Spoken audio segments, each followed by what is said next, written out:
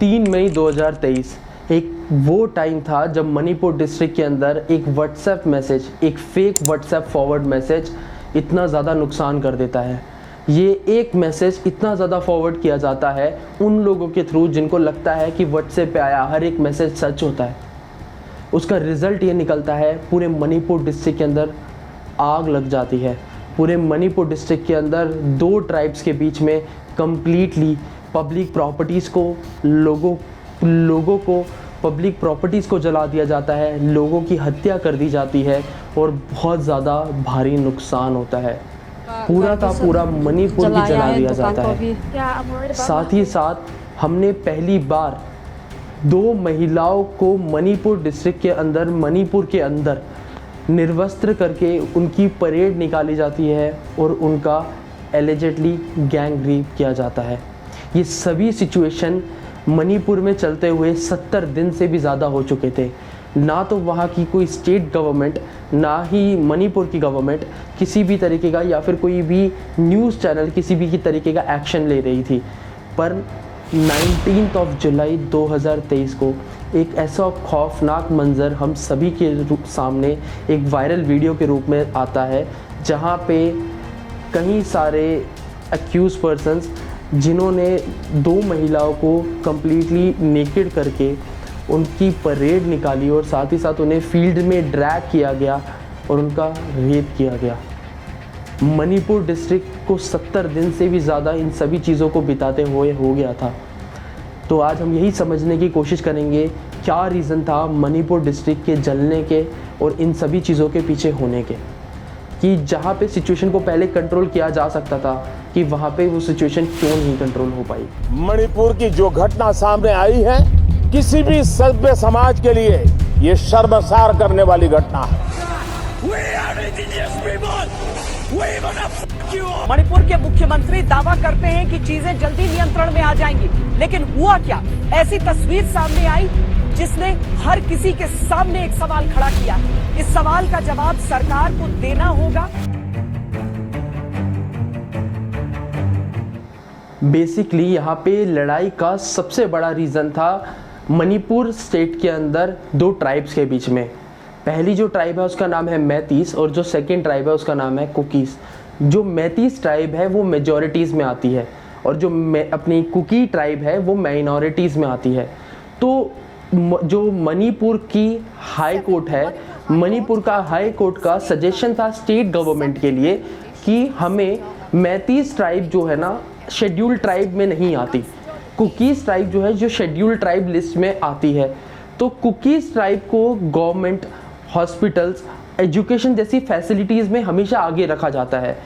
तो Manipur high court का decision ये था स्टेट गवर्नमेंट के लिए कि आप जल्दी से जल्दी हमें इसके ऊपर सजेशन दीजिए कि हमें मैतीस को शेड्यूल ट्राइब लिस्ट में ऐड करना चाहिए और उनको भी सेम वो फैसिलिटीज़ प्रोवाइड करनी चाहिए।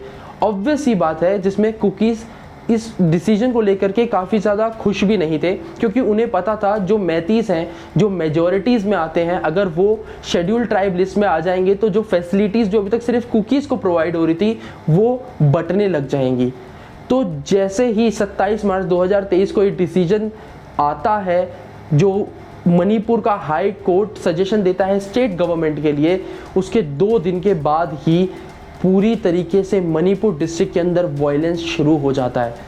वो वायलेंस इतने बड़े लेवल तक पहुंच जाता है, सिर्फ 2 दिन के अंदर अंदर 60 से ज़्यादा लोगों की मौत हो जाती है, 60 से ज़्यादा लोगों को मार दिया जाता है।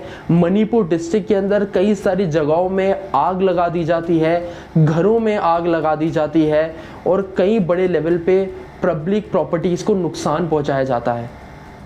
फिर एक सिचुएशन आती है 5 मई 2023 को, जहां पे पूरे मणिपुर के अंदर इंटरनेट सर्विसेज को कट कर दिया जाता है, सेक्शन 144 लागू कर दिया जाता है और कम्प्लीटली वहां के सारे इंटरनेट कनेक्शंस को बंद कर दिया जाता है, जिससे वहाँ से कोई भी न्यूज़ बाहर ना जा सके। और मणिपुर डिस्ट्रिक्ट के अंदर, मणिपुर स्टेट के अंदर ये चीज़ें लगभग 70 दिन से कंटिन्यूसली चल रही थी। मणिपुर के अंदर कंप्लीटली घरों में और हर जगहों में आग लगाया जा रहा था, लोगों की हत्या करी जा रही थी। पर मणिपुर की जो गवर्नमेंट है वो बस चीज़ों को देख रही थी, चाहे तो चीज़ों को हैंडल करने की कोशिश कर सकती थी। और इसी मामले में देश का जो सुप्रीम कोर्ट है वो भी मणिपुर के हाई कोर्ट के डिसीजन को काफ़ी ज़्यादा क्रिटिसाइज करता है कि क्या ज़रूरत थी ऐसे डिसीजन की। और देश का सुप्रीम कोर्ट भी कहता है मणिपुर के हाई कोर्ट को कि जल्द से जल्द इस डिसीजन को वापस लिया जाए और चीज़ों को नॉर्मल किया जाए। पर यहाँ पे ऑलरेडी बहुत देर हो चुकी थी, काफ़ी सारे लोगों की मौत हो चुकी थी, काफ़ी सारी जान गंवा चुके थे लोग, अपने परिवारों की हत्या सामने से देखने को लोगों को मिल रही थी। और ये सभी चीज़ें मणिपुर में 70 दिन से भी ज़्यादा से लगातार चल रही थी। पर अचानक से 19 जुलाई 2023 को अचानक से एक वीडियो वायरल होता है जहाँ पे कई सारे मेन 2 महिलाओं को नेकेड परेड करके घसीटते हुए फील्ड्स तक लेके जा रहे होते हैं और उनका गैंग रेप करते हैं। ये सिचुएशन पूरे वर्ल्ड में, इंडिया में सबके दिल को परेशान कर देने वाली थी, जहाँ पे पूरे मणिपुर के अंदर जहाँ चीज़ें चल रही थी, जो चीज़ें ज़्यादातर लोगों को पता भी नहीं थी, पर इस वीडियो के वायरल हो जाने के बाद बहुत बुरी तरीके से पूरे इंडिया का ध्यान इस चीज़ ने अपनी तरफ अट्रैक्ट करा। फिर जाकर के कई सारे न्यूज़ चैनल्स ने, फिर जाकर के कई सारे टीवी न्यूज़ चैनल्स ने, कई सारे गवर्नमेंट ने इन सभी चीज़ों के ऊपर ध्यान दिया और तब जाकर के एक्शन लेना शुरू करा। असल में ये वीडियो के अंदर जो भी आपने देखा, ये वीडियो के अंदर सिचुएशन शुरू होती है एक गलत फहमी की वजह से, जहाँ पे ये मैती ट्राइब्स और अपना कुकी ट्राइब्स दोनों के बीच में एक व्हाट्सएप रॉन्ग फॉरवर्ड का ज़्यादा से ज़्यादा शेयर होना। मैतीस और कुकीज़ ट्राइब्स के बीच में एक रॉन्ग मैसेज फॉरवर्ड किया जाता है, जहाँ पे ये गलत अफवाह फैलाई जाती है कि कुकी ट्राइब्स के लोगों ने कंप्लीटली मैतीस ट्राइब की महिलाओं के साथ गैंग रेप किया, उनकी हत्या करी और उन्हें पॉली बैग में लपेट करके कहीं फेंक दिया।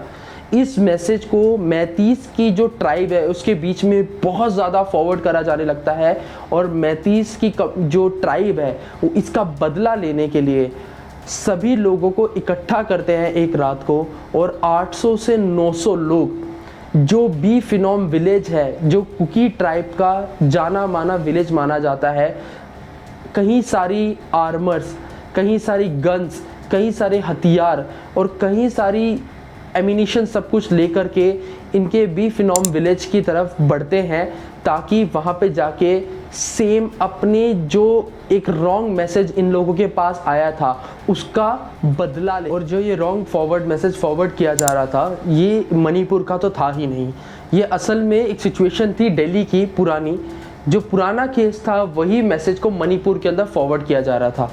तो इस एक फेक मैसेज की वजह से मैतीस के 800-900 लोग जो कुकी ट्राइब्स हैं उसके पास जा कर के अटैक कर देते हैं। वो लोग कंप्लीटली आर्म्ड कार्स, एमिनिशंस, गन्स, हथियारों के साथ वहाँ पे अटैक करते हैं। इन सभी चीज़ों के बीच में जो एक परिवार होता है कुकीज़ का, वहाँ से बच कर के भागने में सफल होता है। वो लोग फॉरेस्ट के रास्ते से एक सेफ़र प्लेस ढूंढने के लिए जा ही रहे होते हैं, जिसके अंदर उनके पिता, बेटे और 2 महिलाएं होती हैं। उन्हें फॉरेस्ट के रास्ते से एक सेफ़र प्लेस ढूंढने के लिए वो लोग अपनी जान बचा के भाग ही रहे होते हैं। वहाँ पे उन्हें पुलिस की जीप मिलती है, जहाँ पे वो उनको एक सेफ़र प्लेस के लिए या फिर नियरेस्ट पुलिस स्टेशन ले जाने के लिए अपने साथ बैठा करके लेके जा ही रहे होते हैं। सेम वही मैतीस की जो 800-900 लोगों की जो ट्राइब थी वो उन्हें घेर लेती है और ज़बरदस्ती पुलिस वालों से उस फैमिली को छीन के जो उनके पिता और जो बेटे होते हैं उनको ऑन द स्पॉट गोली मार दी जाती है। फिर उन दोनों महिलाओं को फोर्स किया जाता है अपने कपड़े उतारने के लिए, अदरवाइज़ आप लोगों को भी मार दिया जाएगा। इस तरीके से उन्हें धमका करके उनके कपड़े उतारे जाते हैं। और आप बाकी वीडियो में देख ही सकते हैं किस तरीके से जो पूरी की पूरी मैतीस के जो लोगों की पूरी की पूरी वो कम्युनिटी है, किस तरीके से 2 महिलाओं को घसीटते हुए फील्ड में ले जाती है और उनका गैंग रेप करती है। और जो वो परिवार होता है, उस परिवार के अंदर दोनों महिलाओं की एज, जो 50 प्लस की महिला थी और जो दूसरी महिला थी उनकी एज सिर्फ़ और सिर्फ 20 से 21 की थी। जो मणिपुर के सीएम हैं एन बीरेन सिंह, ये इनका रिएक्शन था। वो वीडियो देखने के बाद में मेरे को इतना बुरा लगा, इतना खराब लगा, ये तो ह्यूमैनिटी नहीं है इस। जबकि मणिपुर के स्टेट को संभालने के लिए ये सबसे नियरेस्ट थे मणिपुर के सिचुएशन को हैंडल करने के लिए, पर उसके बाद भी ये पूरे मणिपुर को जलता हुआ देखते रहे और इस सिचुएशन को हैंडल नहीं कर पाए। इन सभी एक्यूज में से अभी तक 7 लोगों को पकड़ा जा चुका है, बट इसके अंदर जो मेन जो पर्सन है जिसको अभी तक पकड़ा गया है, जिसका चेहरा अभी तक रिवील किया गया है, उसका नाम है ह्यूरेम हीरोदास।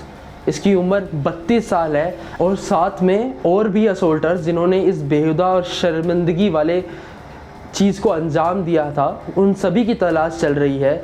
असल में उन सभी का चेहरा आइडेंटिफाई करना मुश्किल है, पर सभी लोगों को ढूंढा जा रहा है।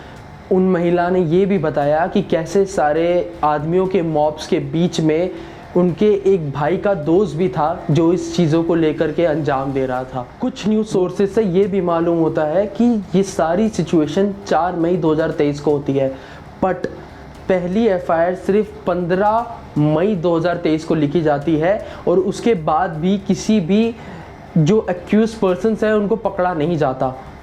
बट जब 19 जुलाई 2023 को वीडियो रिलीज़ होती है, उसके अगले ही दिन पहले पर्सन को अरेस्ट कर लिया जाता है। तो कहीं ना कहीं मणिपुर जो स्टेट है, मणिपुर की जो लॉ एंड ऑर्डर है, इसका बहुत ज़्यादा ध्यान ना देना और बहुत ही ज़्यादा चीज़ों को नेग्लेक्ट करना एक बहुत बड़ा रीज़न है, जहाँ पे स्टेट गवर्नमेंट को इन जो मैतीज़ हैं और जो कुकीज़ ट्राइब हैं, इन दोनों ट्राइब्स के बीच में एक समझौता कराना चाहिए। और अभी जो गवर्नमेंट का सबसे पहला काम होना चाहिए, किस तरीके से इन सभी सिचुएशन को हैंडल करके इन सभी लोगों को, इन सभी जो तबाही मच रही है, जिस तरीके से लोगों की जान ली जा रही है या फिर जिस तरह से पूरा मणिपुर जल रहा है, उसको रोका जाए। और मैतीस और कुकीज़ की जो अनबन है वो एकदम से सॉल्व नहीं करी जा सकती, उसको टाइम लगेगा। तो प्रॉपरली उस सिचुएशन को संभाला जाए, उन लोगों के बीच में समझौता किया जाए और चीज़ों को हैंडल करा जाए। इसी तरीके से उस सिचुएशन को हैंडल करा जा सकता है और वहाँ पे फिर से शांति बनाई जा सकती है।